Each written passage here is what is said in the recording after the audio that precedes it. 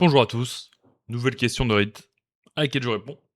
Pourquoi pas de Bowcaster dans Reanimator? Pourquoi? Dis donc. On se demande tous. Donc il a commencé à jouer Reanimator, voilà, et il y a un peu Ponder effectivement. Et la question c'est, pourquoi les gens ne jouent pas Bowcaster alors que Reanimator, le deck le plus joué du format, hein, et Tempo, de manière générale, est très joué quand même, hein, les decks bleus, tout simplement. On a également Cephalid Breakfast qui a beaucoup de cibles, qui est pas mal joué. Pourquoi malgré ça, on n'a pas de Bowcaster dans Reanimator? Alors que c'est un deck bleu-noir, et c'est vrai que les decks tempo, les UB tempo, jouent les 4 Bowcaster. Pourquoi la différence? Bon, il faut regarder Reanimator. Donc ça c'est une liste de base, et on voit pas de Bowcaster main deck. Alors la question c'est que, la réponse pour moi, elle est assez simple. C'est que on manque de place dans le deck. La decklist est giga tight, est super. Également, dans le miroir, c'est pas ouf, game 1. Et game 2 et 3, c'est ok, mais c'est pas non plus la panacée. Donc c'est vraiment spécifiquement pour le miroir. Contre Misty Forge Combo, c'est pas top par rapport à ce qu'on pourrait faire. Pourquoi? Pourquoi? C'est vrai que le UB Rea, c'est un deck tempo en soi, pour moi, qui splash une combo.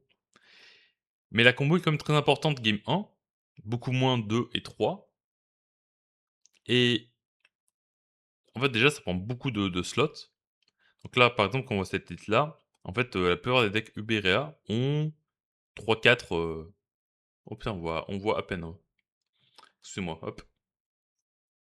J'avais prévu, mais j'ai oublié. Donc, on voit les slots, ici, et il y a quelques flex, en fait, il y en a 3-4, concrètement.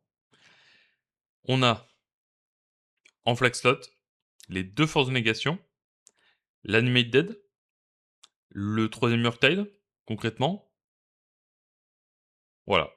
Ça, c'est les flex slots. Donc en général, c'est quoi? On met quoi dans ces flex slots, dans ces 4 flex slots? Ça peut être la 4ème Days, la 4ème Westland, le 3ème Yorkside, si on est vraiment focus dessus. L'Animate Dead, bon, en général, ça c'est stock d'avoir quand même la 5ème, mais j'ai vu des listes qui ne jouaient pas Animate Dead main deck. Donc on a Effort de négation ici. Et on a Bowcaster de temps en temps dans certaines listes. Donc déjà, on n'a pas beaucoup de place. Bon, faut choisir de manière c'est important de faire la bonne décision. Et donc c'est game 1. Vous mettez un Bowcaster. Votre adversaire met un Archon. OK, d'accord. Et en fait, Bowcaster, c'est très fort en addition d'autres menaces en général. Et ces menaces en général doivent mettre des dégâts, hein. Tamiyo ne met pas de dégâts. Donc ça va être fort avec des Orgriffes, ça va être fort avec des Kaito, très très fort avec des Kaito, des Barogriffes, parce que ça va forcer des Rimwall dans le Bowcaster, des fois 2 Rimwall pour gérer le token également, c'est plus rare quand même. Et donc ça, libère du coup des Rimwall pour, vos futures menaces. Mais ce deck-là ne fonctionne pas vraiment comme ça, entre guillemets.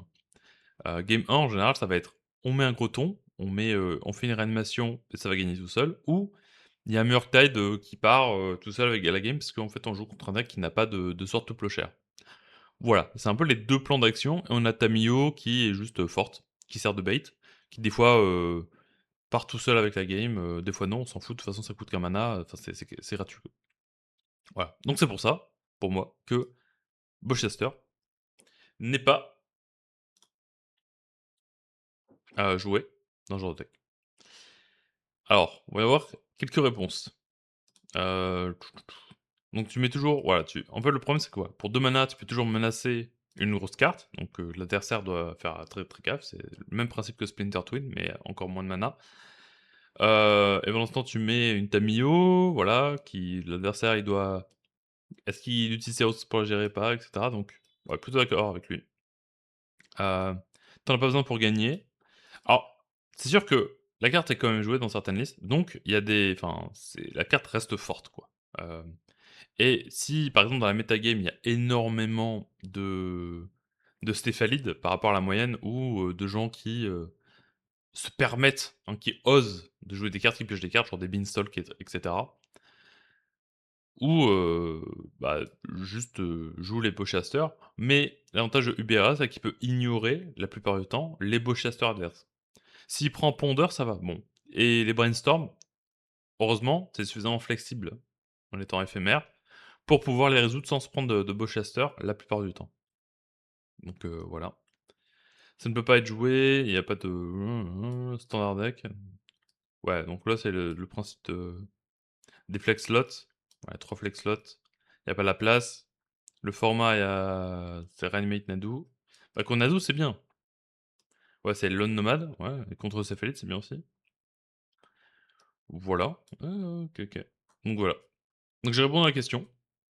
Pourquoi pas de Bellcaster alors que la carte est et la réelle raison, enfin, ce qui va se passer, c'est que si jamais Réanimator est ban, pour une certaine raison, hein, qu'ils en ban en tombe, et ben, on va voir Bowcaster apparaître x4 dans toutes les listes tempo, hein, tout simplement. On avait quand même une période où UR Delver splashait du noir juste pour jouer Bowcaster, donc voilà, la carte ne va pas disparaître non plus du jour au lendemain et c'est quand même la carte est ultra présente comme dans le format, malgré ça.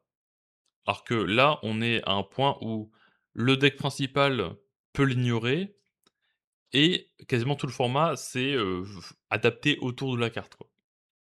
Voilà. Bon après, elle n'est pas non plus enfin moi je la déteste, mais elle n'est pas non plus dans, comment on appelle ça? Dans les trucs de ban, comment dire? Dans les discussions de ban, voilà, tout simplement.